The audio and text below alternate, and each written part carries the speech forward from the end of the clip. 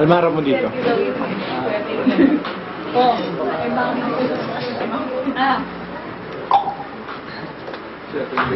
Ako nagiging. Tama, Leda. Kiss mo, baby mo. Uy! Tama na. Okay, sa ilang sandali po tayo. Hindi mo alam mo sa po. Safe rock, safe rock.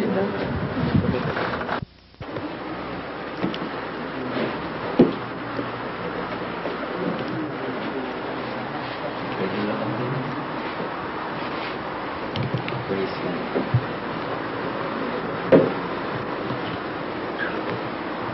Okay, siguro tayo po ay mag-pray. Father, it has been stated in your word that where the 2 or 3 gather in your name, there you are, Lord Jesus, in the midst of them.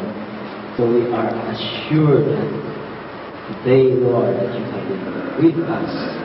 And this assurance of God that you have put into our heart to establish until we find ourselves total, complete blessing to Lord.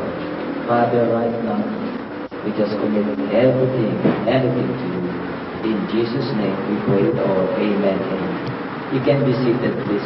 I will. Ng lahat ng mga spiritual na bagay o tukdin, kundi ang pamamaraan o pamantayan ng Diyos. At ang lahat ng mga paraan at pamantayan ng Diyos ay na pasyente, ito ang recept, ang medisina.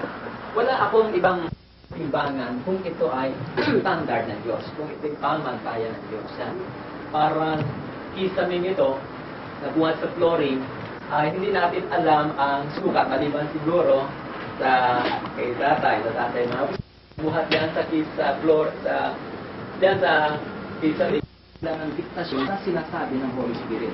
Yan sabi sa Bible, only men of God are moved by the Holy Ghost.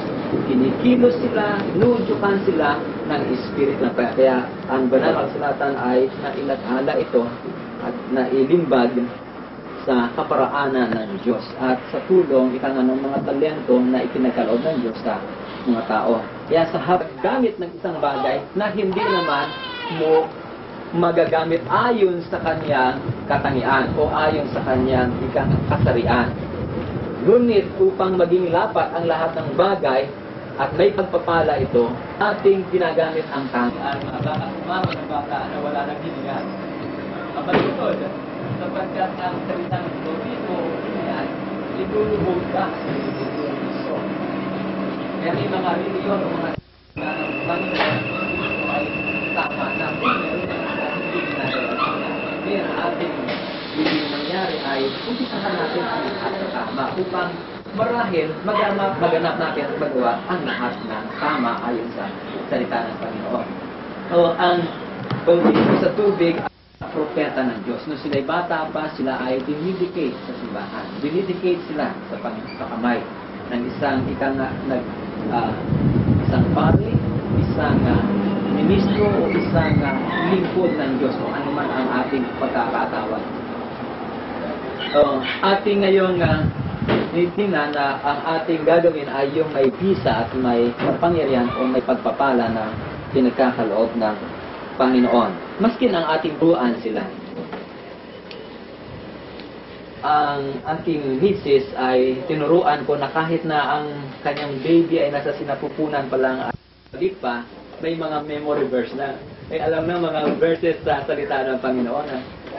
At diyan ay ating mababasa na sabi, upuan nyo sila, tabihan nyo sila, at turuan nyo sila sa mga salita ng Panginoon.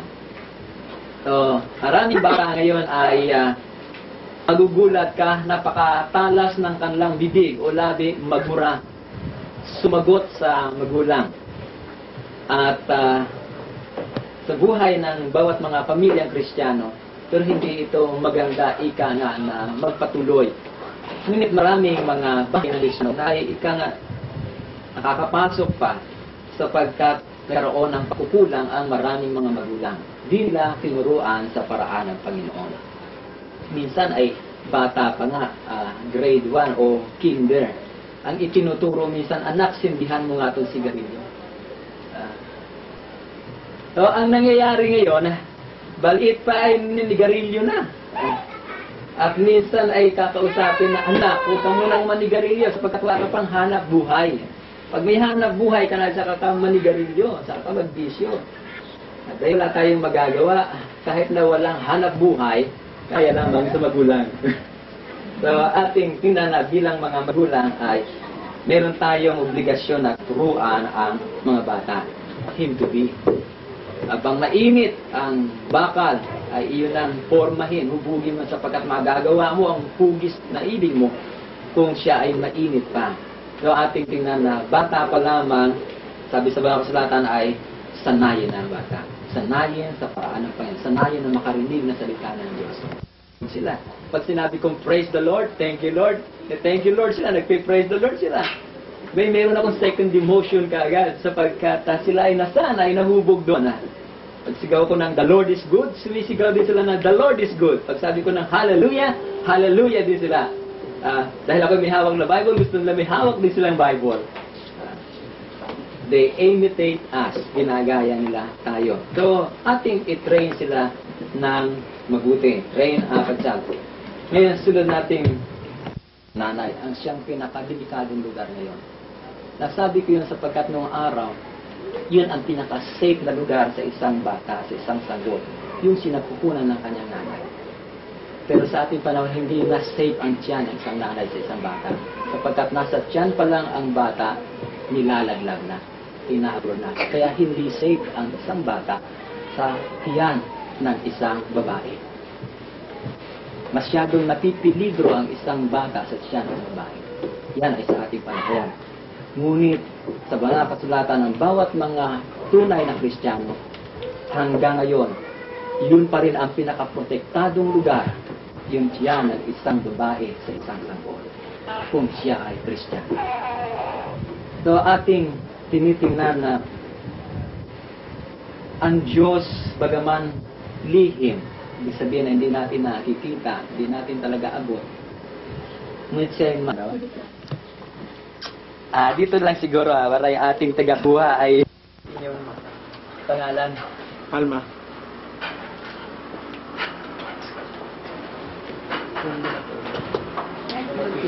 Ating hinang.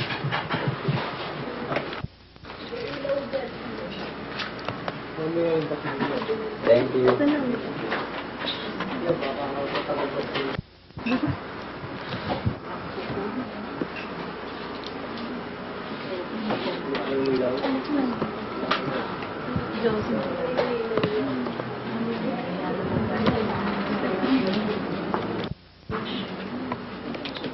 Sa Sunday, mayroon kami. Hindi ko na puno.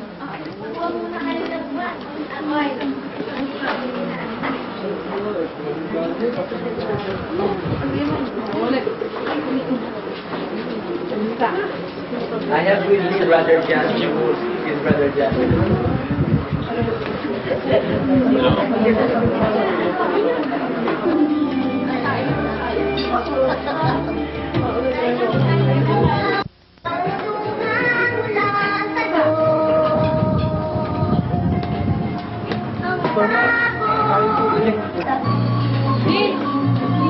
Jan, come on.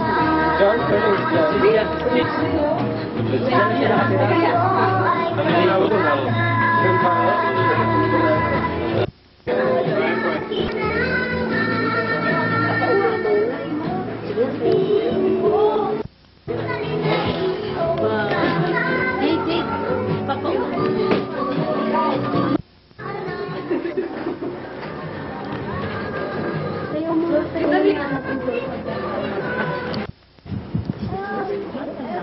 Laki talaga naman.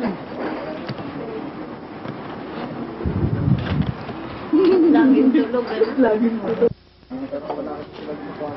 Oh, kumain ka na.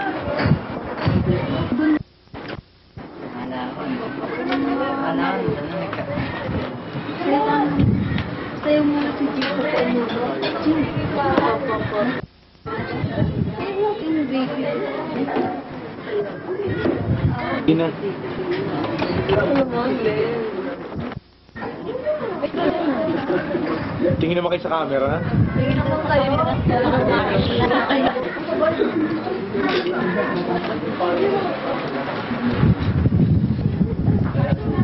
Tingin na camera kayo. Happy ko lang.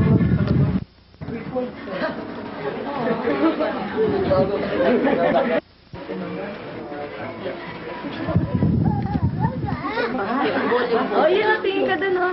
Smile ka dun, oh.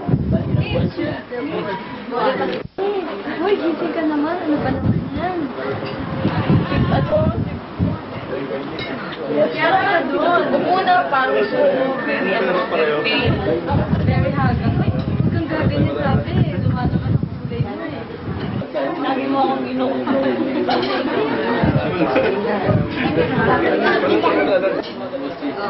Uy, uy, Beka.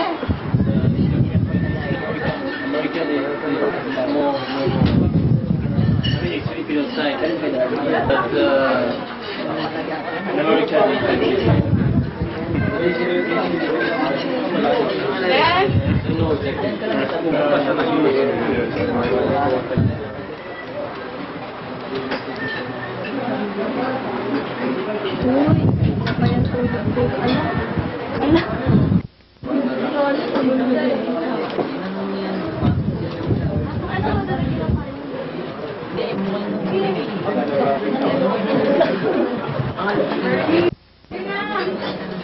Boy.